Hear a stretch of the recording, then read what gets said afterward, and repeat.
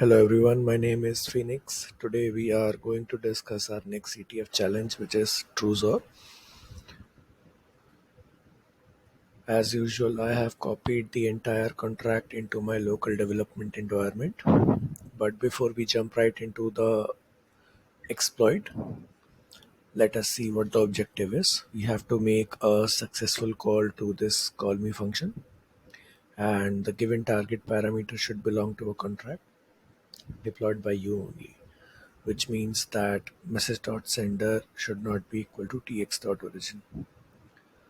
So to summarize this smart contract, this callMe function is basically performing a XOR operation. XOR operation works in such a way where the return value can be true in the scenario where the inputs are anti in nature, which means if one has it is true, then the other one has to be false for the return value to be true. That is how the XOR operation works.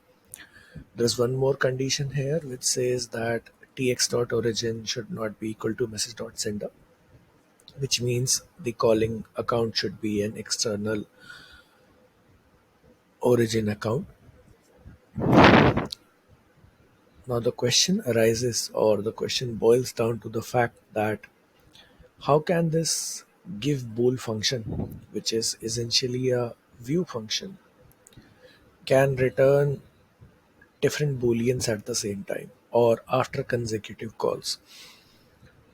Since view functions are not able to change the state of the blockchain directly, there is only one way through which the state variable can be different, which is gas left. So in Solidity, gas left is an inherent call that is used to calculate the remaining gas in the smart contracts. This opcode is basically used to calculate gases in scenario where the transaction, depending upon its complexity, requires more or less gas. The main highlight of gas left function is that every time that function is called, the previous EVM variable that was storing the initial gas has to change after the call, which will decrease the amount of gas present. That is exactly what we are going to do. So I have created this contract called attack.sol, where I've defined a function called giveBool. The main purpose of the function is to return the gas left, and this gas left should be greater than 6500. For the setup, I have imported both of these smart contracts and have deployed it. To bypass this restriction, all we have to do is we have to start with the branch of message.sender. In this way, the transaction origin and the caller account will be different. Now what we'll do is we'll call this function with 1000 gas, and so after the first call, which will be stored in the p, and the return value will be true.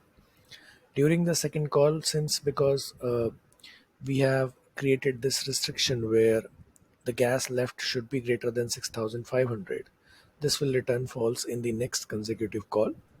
And so we have both P and Q, one is true and one is false. And so our XOR operation will also be bypassed and the total function will return true. Let us just quickly start with our test. And if our successful call has been done to the callMe function, then the assertion which is provided here should also be true.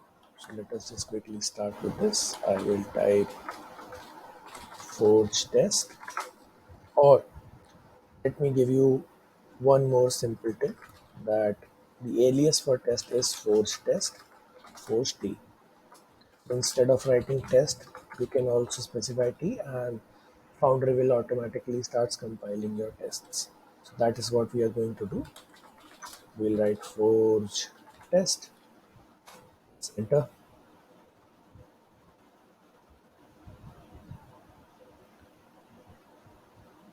Perfect. So as you can see, our Assertion has been successfully asserted. This marks the end of our video. Stay tuned for the next CTF challenges solution. Thank you.